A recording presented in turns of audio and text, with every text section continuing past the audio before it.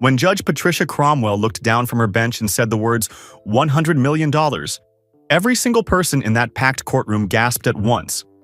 Michael Jordan sat perfectly still at the table in front of her, his hands folded, his face showing nothing. Everyone expected him to explode with anger or beg the judge to change her mind. But what he did next shocked everyone in that room and made headlines around the world. To understand why this moment mattered so much, we need to go back 3 years earlier to a small community center on the south side of Chicago where something incredible was about to happen.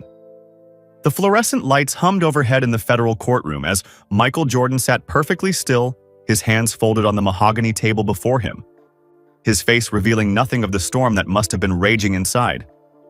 Judge Patricia Cromwell peered down from her elevated bench, her reading glasses perched on the edge of her nose, and announced a figure that made every person in that packed courtroom gasp in unison. $100 million. The words hung in the air like smoke, thick and suffocating, as she declared this would be the fine levied against the basketball legend for what she termed a flagrant disregard of a court order in a civil matter that had consumed the past 18 months of legal proceedings. Michael's attorney, a sharp-dressed man named Vincent Ramirez, started to rise from his chair, his mouth opening to protest. But Michael placed one steady hand on his forearm and gently pressed down. Vincent looked at his client with confusion and concern. But he sat back down. The courtroom fell into an eerie silence, the kind that makes your ears ring and your heart pound. Every reporter's pen was frozen above their notebook. Every spectator held their breath. Judge Cromwell seemed to expect an immediate reaction, perhaps an outburst, maybe even the satisfaction of seeing this titan of sport finally crack under the weight of the law.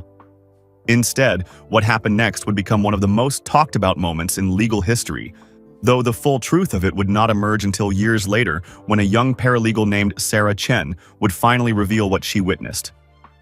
The case itself had begun innocuously enough, or at least as innocuously as any legal matter involving Michael Jordan could begin.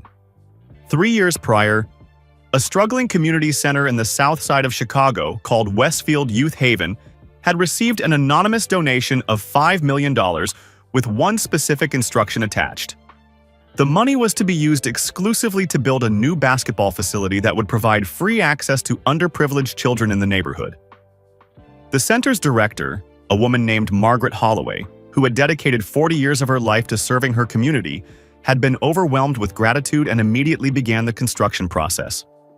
The new gymnasium was a marvel, with pristine hardwood floors, adjustable hoops, and even a small section dedicated to a trophy case that Margaret hoped would one day showcase the achievements of the young people who would train there.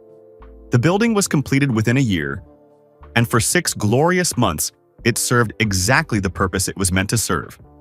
Children who had never touched a quality basketball suddenly had access to the same equipment used by professionals.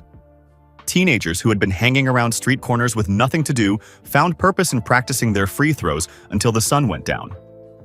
Margaret watched from her office window every evening as the lights blazed in that gymnasium, illuminating dreams she knew would otherwise remain forever in darkness.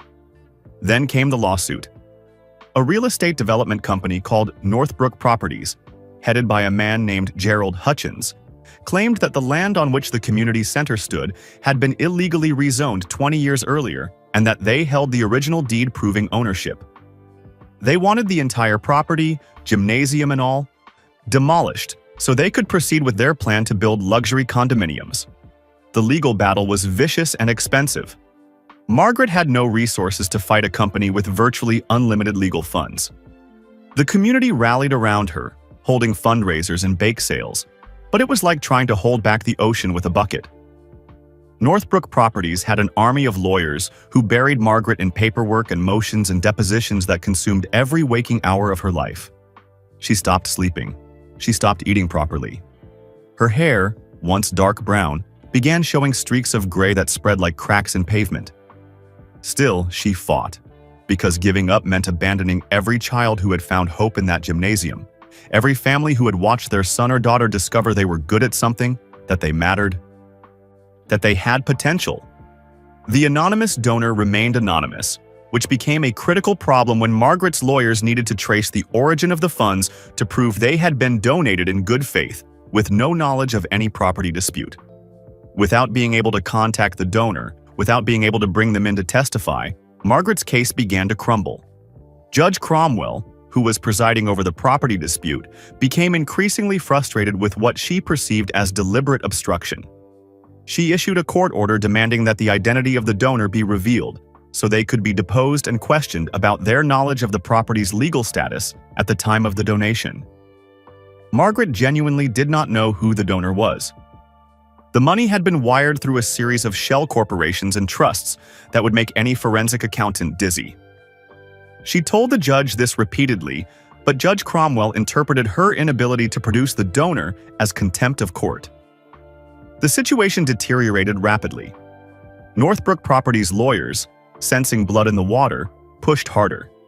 They claimed the anonymous donation was actually a scheme to defraud them of their rightful property. They insinuated that Margaret herself was part of some elaborate conspiracy, which was laughable to anyone who knew her, but devastating in a courtroom where perception often matters more than truth. That was when Michael Jordan's name first appeared in the documents, though not in any way that made immediate sense. A junior associate at Northbrook Properties, a young man fresh out of law school named Daniel Park, had been assigned the tedious task of combing through financial records looking for any connection between the anonymous donor and Margaret Holloway. What he found instead was a series of payments from one of the shell corporations to a charity organization that Michael Jordan had publicly supported years earlier. It was a thin connection, barely worth mentioning, but Daniel's supervisor, hungry for any angle that might generate media attention and pressure, decided to file a motion to depose Michael Jordan as a potentially relevant witness. The motion was granted, and suddenly, the case that had been a footnote in the local news became a national story. Michael Jordan was ordered to appear for questioning about whether he had any knowledge of the anonymous donation to Westfield Youth Haven. His lawyers filed motion after motion to quash the subpoena, arguing that his involvement with a charity that once received money from one of dozens of corporations in a complex financial chain was not sufficient grounds to compel his testimony. They lost every motion. Judge Cromwell seemed determined to get to the bottom of the anonymous donation, and if that meant bringing in one of the most famous athletes in human history, so be it. Michael appeared for his deposition on a cold morning in February, wearing a dark suit and his signature stoic expression. The room was crowded with lawyers from all sides, court reporters, and various legal personnel who found excuses to be present just to say they had been in the same room as Michael Jordan. The questions began simply enough, asking about his charitable work and his connections to various organizations. Michael answered each question with careful precision, never offering more information than was asked, never volunteering details that might open new lines of inquiry. Then came the question that changed everything. Gerald Hutchins's lead attorney, a woman named Patricia Delgado, who had built her career on being ruthless in pursuit of victory, leaned forward across the conference table and asked Michael directly whether he had made the $5 million donation to Westfield Youth Haven. The room went silent. Michael's attorney objected immediately, citing privacy concerns and the fact that the question exceeded the scope of what they had agreed would be discussed. Patricia smiled coldly and said the question was absolutely relevant, because if Michael had made the donation, then he had done so with full knowledge of the property dispute that was a matter of public record at the time, making him complicit in an attempt to defraud her client. This was a lie, of course, because the property dispute had not become public record until 6 months after the donation was made, but the accusation hung in the air like poison gas. Michael looked at Patricia Delgado for a long moment, his expression unreadable, and then he did something unexpected. He answered the question with a single word that was not yes and not no, but instead said he would invoke his Fifth Amendment right against self-incrimination. The room erupted. His own attorney looked shocked. Patricia Delgado's eyes lit up with predatory satisfaction because invoking the Fifth Amendment in a civil case creates what is called an adverse inference, meaning the judge and jury are allowed to assume the answer would have been incriminating. Michael had essentially handed them ammunition without actually confirming anything.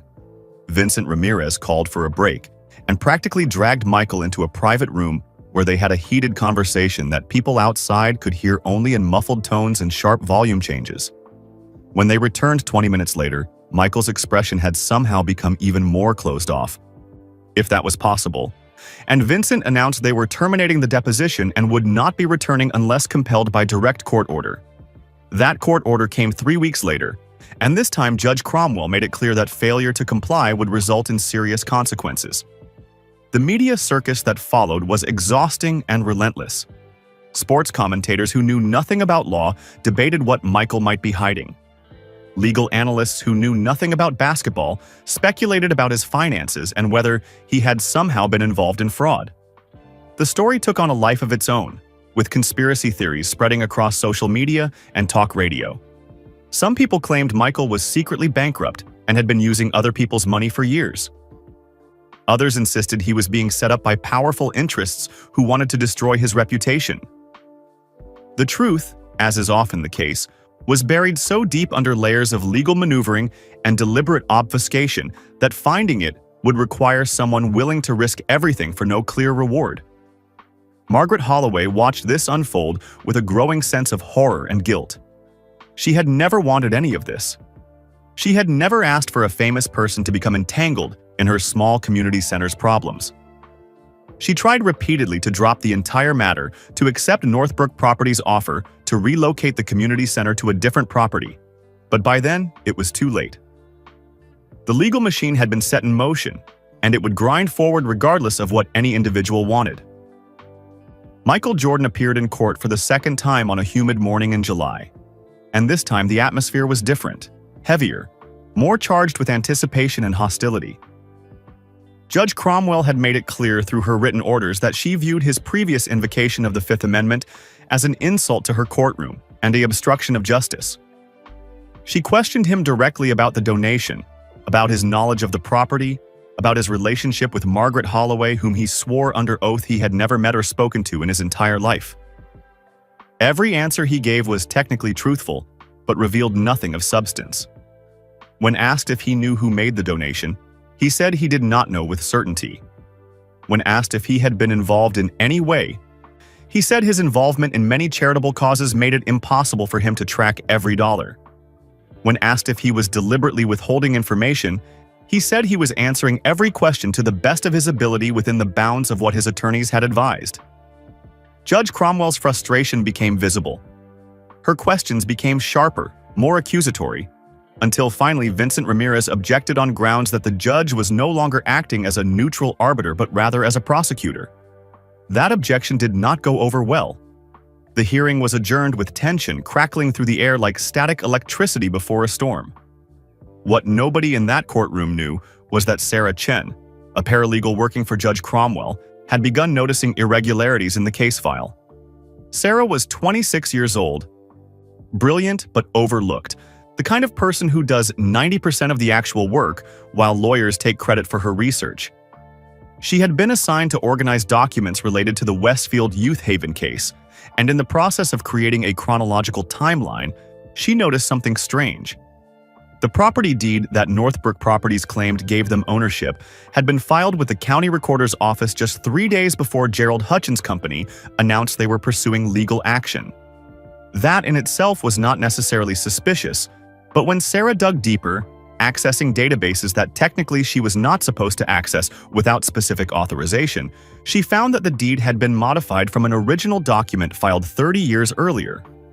The modifications were subtle, changing boundary descriptions by a few feet here and there, but those few feet made the difference between the land containing part of the community center and not containing any of it. Sarah was not a lawyer, but she understood what she was looking at. Someone had altered a legal document and then used that altered document as the basis for a lawsuit designed to seize property from a community organization that served poor children. She printed everything she found and took it home in her backpack, knowing that what she was doing could cost her job and possibly lead to criminal charges for unauthorized access to sealed records. For 2 weeks, Sarah debated what to do with the information. She could not simply hand it to Judge Cromwell because the judge might be involved, or at minimum, would be forced to recuse herself from the case, creating a mistrial that could drag on for years. She could not give it to Margaret Holloway's lawyers because they would ask how she obtained it, and she would have to admit to accessing sealed records, which would make the evidence inadmissible and possibly land her in jail. She could not go to the media because journalists would face the same admissibility problems, and she would still end up losing her career. Every option seemed to lead to either the information being suppressed or Sarah being destroyed for coming forward with it. She was sitting in her tiny apartment on a Saturday night, drinking tea and staring at the stack of printed documents on her kitchen table, when her phone rang. It was an unknown number. She almost did not answer, but something made her pick up. The voice on the other end was immediately recognizable even though she had never spoken to him before. Michael Jordan asked if she was Sarah Chen, who worked in Judge Cromwell's office. When she confirmed she was, though her voice was shaking, he told her that he knew she had found something important and that he needed to meet with her immediately. Sarah's first thought was that this was impossible, that Michael Jordan could not possibly know what she had discovered or even know who she was. Her second thought was terror, that she was about to be threatened or intimidated into silence.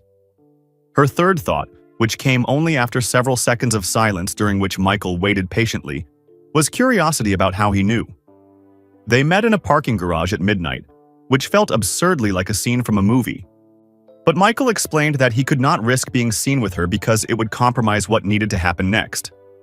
He arrived alone, no bodyguards or assistants, and he looked exhausted in a way that expensive suits and perfect grooming could not hide. He asked Sarah to tell him everything she had found, and she did, spreading her documents across the hood of his car under the harsh fluorescent lights. Michael studied each page carefully, asking detailed questions that revealed he understood complex legal documents far better than most people would expect. When Sarah finished explaining, Michael was quiet for a long time, his jaw working as he thought through the implications. Finally, he told her something that made her understand the entire situation in a completely different light. The $5 million donation had indeed come from him, but it was not the donation itself that mattered. What mattered was that he had made it specifically because he knew the property was going to be targeted by Northbrook Properties. Michael explained that Gerald Hutchins had approached him 2 years before the donation, trying to get Michael to invest in the luxury condominium development. During their conversations, Hutchins had mentioned almost casually that they would need to acquire some additional land currently occupied by a rundown community center that nobody would miss. Michael had politely declined the investment opportunity, but something about the way Hutchins talked about the community center had bothered him. He started researching Westfield Youth Haven and learned that Margaret Holloway had been operating it on a shoestring budget for decades, serving families that had nowhere else to turn. He saw photographs of children playing basketball on a cracked outdoor court using a hoop with no net. He read testimonials from teenagers who credited the center with keeping them off the streets and giving them purpose. Michael made the anonymous donation not despite knowing Hutchins planned to seize the property, but because of it. He wanted to give those kids a proper facility before it was taken away, and he hoped that by improving the property significantly, he might make it more expensive or complicated for Hutchins to pursue his development plans. What he had not anticipated was that his donation would become the central issue in a legal battle, or that he would be dragged into court and threatened with massive fines. He could have simply revealed all of this from the beginning, could have testified truthfully about his motivations and his knowledge. But doing so would have exposed Gerald Hutchins' predatory intentions before Sarah had discovered the document forgery.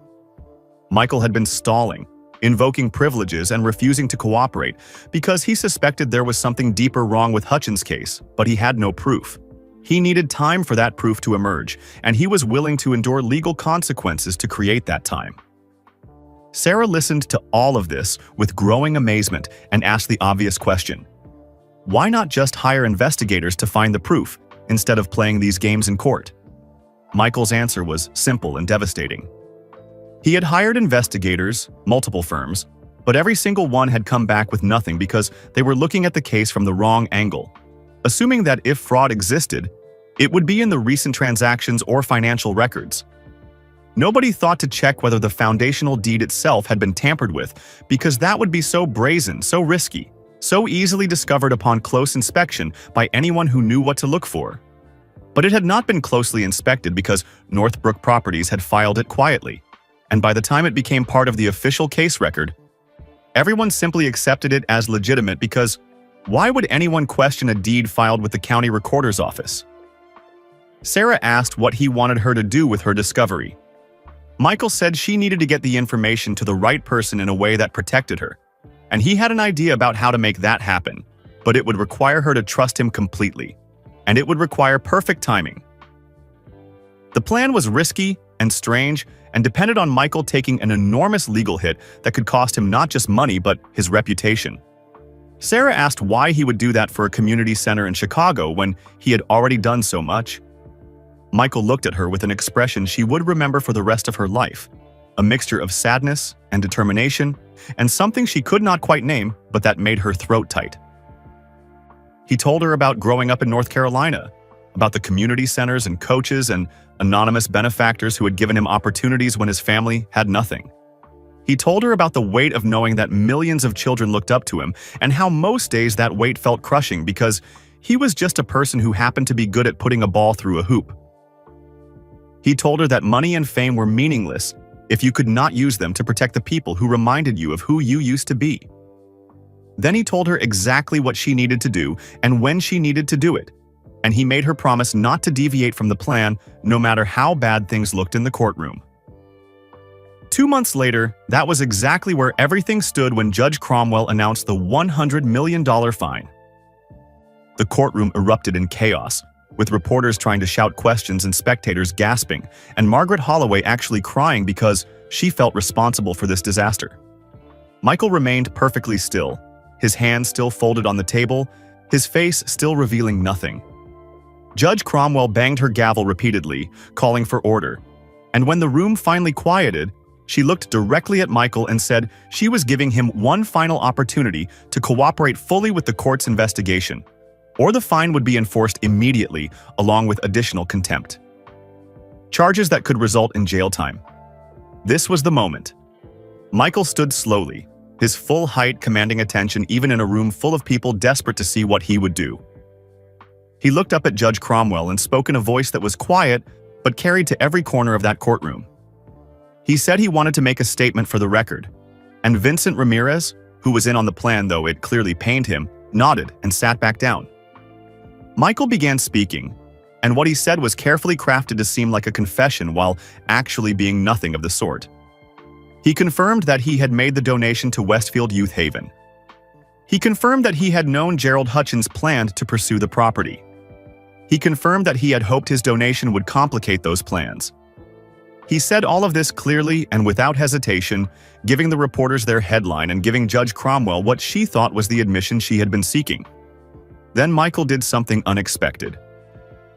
He pulled out a document from his jacket pocket, a single piece of paper that he had been carrying for weeks, and he handed it to the bailiff to be given to Judge Cromwell. He explained that this document was a promissory note he had personally written, pledging to pay any and all fines or penalties levied against him in this matter, but with one condition. The condition was that before any payment was collected, the court had to conduct a full forensic audit of all documents filed by Northbrook Properties, with particular attention to the chain of custody for the property deed that formed the basis of their ownership claim. He wanted that audit to be performed by an independent examiner, not anyone connected to either side of the case, and he wanted the results to be made part of the public record. If the audit found no problems, he would pay the $100 million without further contest. If the audit found irregularities, he requested that Judge Cromwell consider whether justice had truly been served in her courtroom. The room went absolutely silent. Judge Cromwell stared at the promissory note in her hand as if it might explode. Gerald Hutchins' face turned an alarming shade of red. Patricia Delgado began frantically whispering to her co-counsel. Margaret Holloway looked confused but hopeful for the first time in months.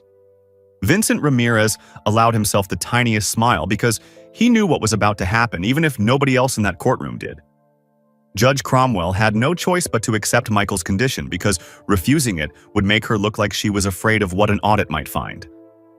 She ordered the audit to be conducted immediately, appointed an independent forensic document examiner named Dr. Richard Torres, who had 30 years of experience and an impeccable reputation, and scheduled a hearing for 6 weeks later to review the findings. The media went insane. Every news outlet covered Michael's statement and his challenge to the court. Legal experts debated whether his strategy was brilliant or suicidal. Sports commentators talked about his legacy and whether this scandal would tarnish everything he had built. Through it all, Michael said nothing more, refusing interviews and disappearing from public view. Sarah Chen watched from the sidelines, her heart pounding, knowing that Dr. Torres was now examining the exact documents she had flagged, approaching them with fresh eyes and the full authority of the court. The 6 weeks felt like 6 years. Margaret Holloway tried to go about her daily work at the community center, but she could barely function under the stress. The children who used the gymnasium knew something was wrong, because the adults around them were tense and worried, and the joy that had filled that space began to diminish. Some parents stopped bringing their kids, afraid that the facility would be torn down any day and not wanting their children to become more attached to something they would lose. Dr. Richard Torres worked methodically and carefully, using specialized equipment to examine paper composition, ink dating, and digital records of when documents were filed and modified. He interviewed county clerk office staff about their procedures. He traced the chain of custody for the original deed back through decades of records. What he found was exactly what Sarah had suspected, but with even more damning detail. The property deed that Northbrook Properties had filed was indeed a forgery, created from an authentic deed that had described a completely different parcel of land. Someone with access to old county records and sophisticated scanning and printing equipment had created a nearly perfect fake, changing only the boundary descriptions to make it appear that Gerald Hutchins' company owned the land beneath Westfield Youth Haven. Dr. Torres found digital fingerprints in the document metadata, showing it had been created on a computer less than a year before it was filed, not 30 years earlier as claimed. He found microscopic inconsistencies in the paper aging that would be invisible to casual inspection but were obvious under proper forensic analysis. His report was devastating and thorough, and left absolutely no doubt that fraud had been committed. When the hearing date arrived, the courtroom was packed even more densely than before, with people standing along the walls and spilling out into the hallway. Michael returned with Vincent Ramirez, looking calm but tired. Gerald Hutchins and his legal team arrived looking defensive and angry. Margaret Holloway sat in the front row with her hands clasped so tightly her knuckles were white. Judge Cromwell entered, and everyone could see immediately that something fundamental had shifted in her demeanor. She looked shaken and angry, in a way that had nothing to do with Michael Jordan and everything to do with the realization that her courtroom had been used as an instrument of fraud. She began the hearing by reading key excerpts from Dr. Torres's report, her voice getting harder and more controlled with each sentence. She described the forgery in clinical detail, explaining how it had been done and when, and with what level of sophistication. She noted that the audit had also uncovered financial records suggesting that Gerald Hutchins personally paid for the creation of the forged document, making this not a case of clerical error or misunderstanding, but deliberate criminal fraud. Then Judge Cromwell did something that almost never happens in a courtroom. She apologized. She looked directly at Michael Jordan and said she had allowed herself to become frustrated and had let that frustration cloud her judgment. She said she had been so focused on what she perceived as his obstruction that she failed to look critically at the underlying case. She said the $100 million fine was vacated immediately and completely. She said that not only would he not be paying any fine, but she was recommending he be reimbursed for all legal expenses incurred in defending himself against what was now clearly a fraudulent lawsuit. Then she turned her attention to Gerald Hutchins and Patricia Delgado, and her voice became ice. She referred their conduct to the State Bar for disciplinary proceedings and to federal prosecutors for criminal investigation. She dissolved Northbrook Properties' claims against Westfield Youth Haven with prejudice, meaning they could never be refiled. She ordered the property deed corrected in county records and awarded Margaret Holloway compensation for her legal fees and emotional distress. The courtroom erupted, but this time it was with cheers and crying and relief so profound that people who had been strangers embraced each other. Margaret Holloway sobbed openly, surrounded by community members who had supported her through the nightmare. Michael Jordan accepted congratulations from well-wishers, but seemed more interested in leaving quickly and quietly. He made his way through the crowd toward the exit, and that was when Sarah Chen worked up the courage to approach him. She tapped his arm gently, and when he turned, she simply said thank you. Michael looked at this young woman who had risked everything to uncover the truth, and he smiled genuinely for the first time in months. He told her she had done all the real work and that her integrity had saved the day. Sarah asked him how he had known about her discovery, and Michael's answer was both simple and touching. He explained that he had hired people to monitor everyone connected to the case, not to intimidate them, but to identify anyone who might be looking for the truth. When his investigators noticed that a paralegal in Judge Cromwell's office had accessed sealed property records late at night and then made copies, he knew someone was digging deeper than they were supposed to. He took a chance that this person was on the side of justice rather than working for Hutchins, and he had been right. Sarah laughed through tears and said she had been terrified he was going to threaten her when he called. Michael's expression became serious, and he told her he hoped she understood now that some fights are worth taking damage to win. He said he had been prepared to actually pay the $100 million fine if that was what it took to force the audit that would expose the fraud. He said some things in life matter more than money or reputation, and protecting a place where children learn that they are capable of greatness is one of those things. The aftermath of the case was swift and severe for those who had perpetrated the fraud. Gerald Hutchins was arrested and eventually convicted of multiple felonies, including fraud, forgery, and conspiracy. Patricia Delgado was disbarred for her role in knowingly pursuing a case based on falsified evidence. Northbrook Properties collapsed entirely, with investors fleeing once the truth became public. Margaret Holloway and Westfield Youth Haven received not just legal vindication but an outpouring of public support that resulted in additional donations and grants that secured the center's financial future for years. The gymnasium that Michael Jordan had funded continued to serve hundreds of children, and eventually a small plaque was installed near the entrance that read simply, "For those who believe they can fly." It did not mention Michael by name because he had insisted on remaining anonymous even after everything became public, wanting the focus to stay on the community and the children rather than on him. Sarah Chen left her job as a paralegal and went to law school, determined to become the kind of lawyer who would fight for people like Margaret Holloway.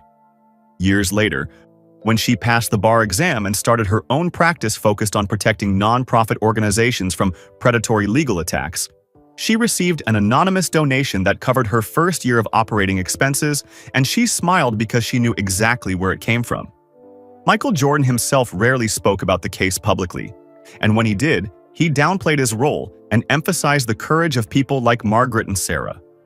But those who had been in that courtroom on the day Judge Cromwell announced the $100 million fine and then watched Michael calmly hand her that promissory note knew they had witnessed something extraordinary. They had seen a man willing to risk enormous financial loss and public humiliation to force the truth into the light. They had seen someone use his fame and resources not to escape consequences, but to ensure justice was served for people who had no power to fight for themselves. The story became legendary in legal circles, used in law school classes as an example of creative legal strategy and in ethics courses as an example of personal integrity under pressure. Sports historians added it to the catalog of moments that defined Michael Jordan's character beyond his athletic achievements.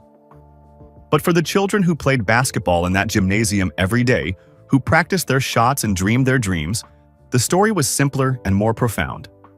It was about a place that had almost been taken from them, about adults who fought to protect it, and about the lesson that sometimes the most important victories happen off the court in quiet acts of courage that nobody sees until they result in something undeniable. Those children grew up knowing that someone had cared enough about their future to risk everything, and many of them carried that knowledge forward into their own lives, becoming doctors and teachers and entrepreneurs and parents who taught their own children that you stand up for what matters, even when it costs you, especially when it costs you, because that is the only way the world becomes better than it was. So where are you watching this from? Drop your city or country in the comments below, because we love hearing from people all around the world. If this story touched your heart and reminded you that kindness and courage really do matter, smash that like button and subscribe to our channel so we can keep sharing stories that inspire us to be better. Your support helps us spread these important messages to more people who need to hear them. And hey, don't go just yet, because there's another amazing story waiting for you on the screen right now that you absolutely need to see. Click on it, and let's keep this journey going together.